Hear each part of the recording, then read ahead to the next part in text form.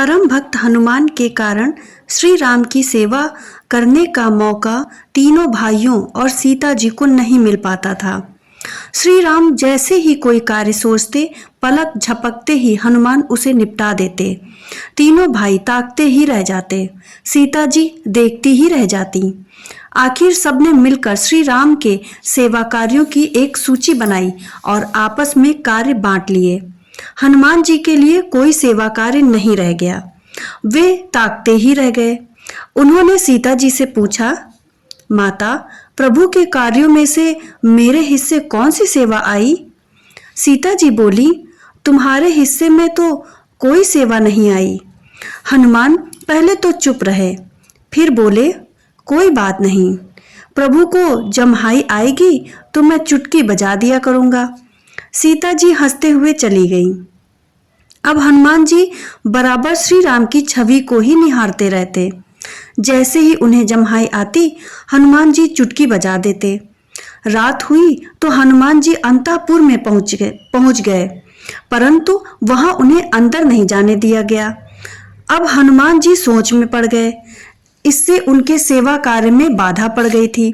हनुमान जी ने सोचा, यदि प्रभु को अंदर जम्हाई आएगी तो मुझे कैसे मालूम पड़ेगा? तभी उन्हें एक उपाय सूझ गया। वे प्रसाद के एक कंगूरे पर बैठकर लगातार चुटकियां बजाने लगे। पता नहीं प्रभु को कब जम्हाई आ जाए। पर इधर तो हाल बुरा ही हो गया था। श्री रामचंद्र जी का मुंह खुला का खुला ही रह गया।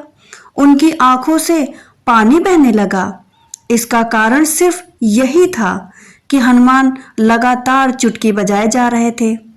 भक्त की सेवा वे अस्वीकार कैसे करते? श्री राम की यह हालत देखकर सीता जी तो घबरा गईं। तुरंत गुरु वशिष्ठ जी बुलाए गए। वशिष्ठ जी ने देखा कि प्रसाद के ऊपर कंगूरे पर हनुमान जी बैठे चुटकियां बजाए जा रहे हैं। तत्काल ही हनुमान जी को नीचे उतारा गया। जैसे ही चुटकी बजाना बंद हुआ, राम जी का मुंह बंद हो गया। उसी समय हनुमान जी को श्री राम के सारे सेवा कार्य सौंप दिए गए। इतने सरल हृदय हैं हमारे प्रभु श्री हनुमान जी। जय बजरंगबली। इसी तरह की और कथाओं के लिए हमारे चैनल को सब्सक्राइब करिए।